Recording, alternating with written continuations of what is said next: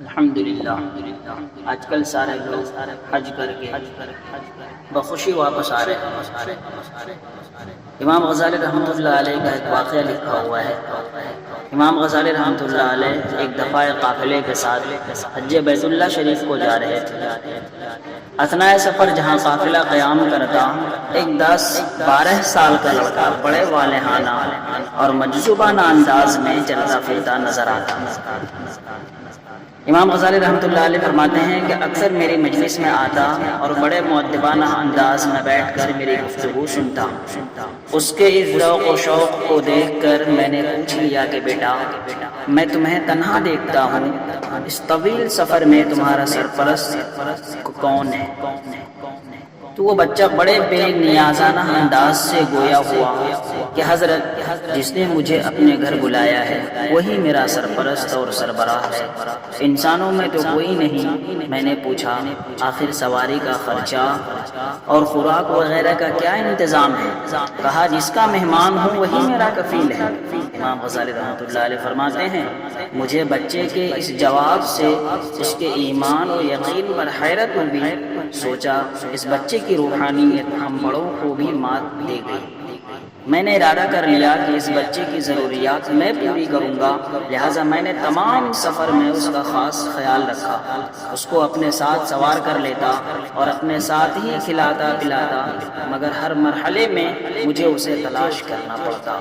وہ از خود اپنی ضروریات کے لیے کبھی میرے پاس نہیں آیا، بس اپنی دھن میں مست رہتا، قافلے سے ذرا ہٹ کر کہیں نہ کہیں نوافل و ذکر و اذکار میں مشغول رہتا۔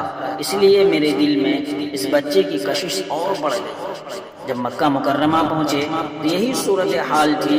میں اسے تلاش کر کے اس کی ضروریات پوری کرتا، مکہ ہو کہ مینا ہو کہ مزدلفہ یا عرفہ، میں بے تابانہ اسے تلاش کر کے اسے ساتھ رکھتا۔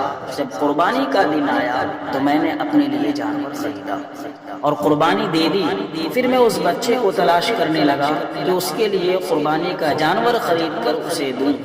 تلاش کرتے کرتے آخر وہ نظر آ گیا۔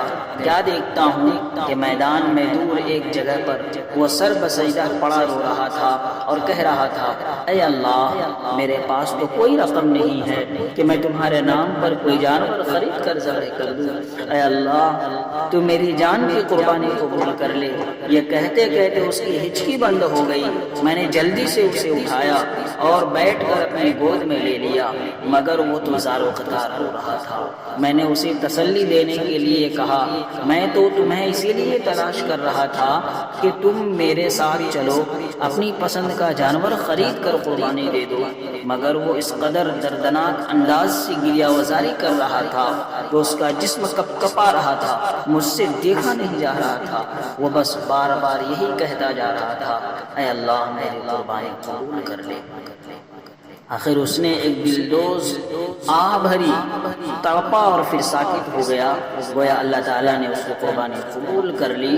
اس کا سر میرے گود میں تھا اور میرے آنسو اس کے چہرے کی مٹی کو دھو رہے تھے۔ پھر میں نے عاطف کی آواز سنی کہ اے غزالی، اس بچے نے اپنی قربانی پیش کر کے تمام حجاج کے حج قبول کروا لیے، ورنہ ہم کسی ایک کا بھی حج قبول نہ کرتے۔